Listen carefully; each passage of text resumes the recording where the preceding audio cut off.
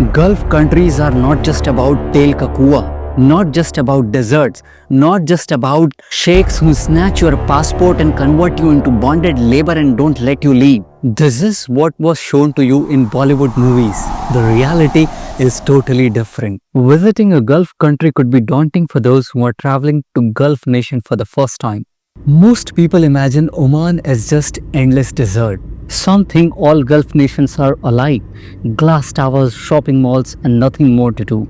For solo female travelers, people believe Oman is too conservative and maybe unsafe. Vegetarians assume food options may be limited because it is meat-heavy cuisine. And many believe people in the Gulf countries or Middle East are distant and unwelcoming. But all of this is not true. Oman surprised us in many ways. It felt safe, welcoming, and more breathtaking than we imagined it to be. And the joy of watching the desert sky, the beautiful sunset, or swimming in a hidden wadi is something which I had not experienced before and something that you will never forget for your rest of life. Think of it as a journey across time, from ancient forts and souqs to glowing beaches and desert, sleeping under the stars. This is the Oman we discovered, and you can too. So let's take you day by day through our journey so that you can take either inspiration from it or get more confidence. From Muscat to Salalah, from the mountains of Nizwa to the desert of Wahiba Sands, and finally the glowing beaches of Sur.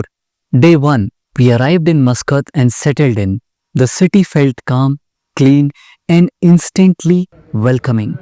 Day 2, we took a bus ride south. The next day, we boarded the Mawassalat bus for an overnight ride to Salalah.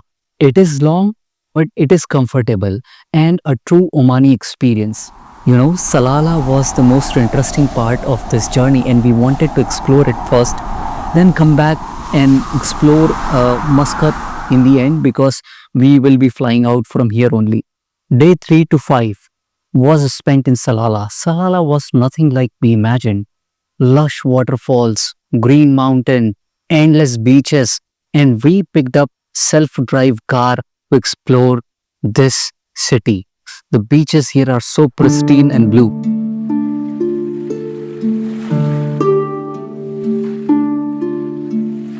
Day 6, we returned to Muscat. After returning the car, we took the overnight bus from Salalah to Muscat, ready for the next adventure.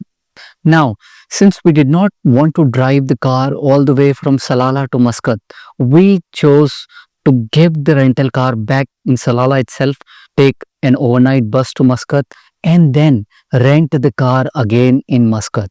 So we just took a local bus from our hotel to the airport. We took the dollar rental car once again from Discover Cars, the link to which is given above. And this was amazing and smooth experience. From the airport, we headed straight to Nizwa. Its soak and food felt like stepping back in time. So incredible, so beautiful. The next day, we stood on the edge of Jabal Shams, the Grand Canyon of Arabia. Cliffs plunging deep into the valley. Breathtaking beyond words. Day 9, we decided to go to Wahiba Sands. From mountains to desert, Wahiba Sands was unforgettable. This camp was very friendly and we enjoyed our stay here. As a matter of fact, you could get up in the morning and just walk to the sand dune. It was really fun to be able to spend some alone time there on a dune and actually enjoy the sunrise from there. We then drove to Sur. يا ليلي يا ليلي دسرتونا وإكستسو عند دقودن تنزفرو ويرسي بريز نيستسان Hasalated ancient homes, Oman's joy in a restaurant. Single land of wind and light, from mountains high to oceans high. Joy resounds through endless might. يا ليلي يا ليلي دسرتونا واكستسو. Visited Pink Beach and continued to Wadi Bani Khalid for a swim in turquoise pools.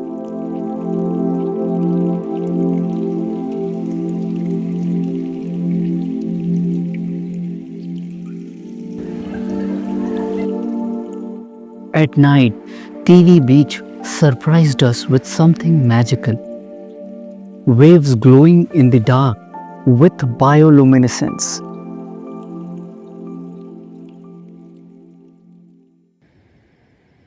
Day 12 and 13. Back to Muscat. We ended our trip back in Muscat. 2 days exploring the Sultan Qaboos Grand Mosque, Muttrah, Souq, the Royal Opera House, and so many things. And one last Arabian sunset or flying home.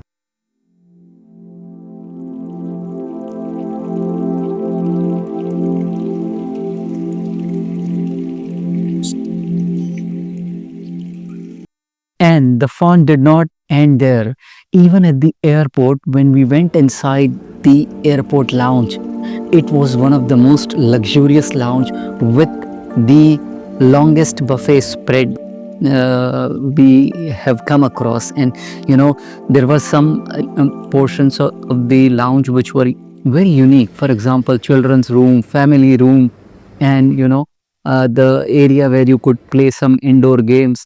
They were all very fascinating, and the food itself was very delicious, and we feel like 14 days were too less to be exploring Oman, and we want to come back here again. Here are some travel tips. Buses like Mawassalat are reliable for long trips, for example from Muscat to Salalah, but to truly explore Oman you need a rental car. We used Discover Cars, and it gave us the freedom to explore places which could not have been possible otherwise. Hotels across Oman were comfortable, at affordable prices, and easy to book through either booking.com, Agoda, or trip.com. Oman doesn't shout about itself, but quietly surprises you at every turn and wins you over. The kindness of its people, the diversity of its landscapes, and the peace you feel while driving on its roads and its public spaces, all of it makes Oman worth experiencing. And if you haven't done that already, I highly recommend it.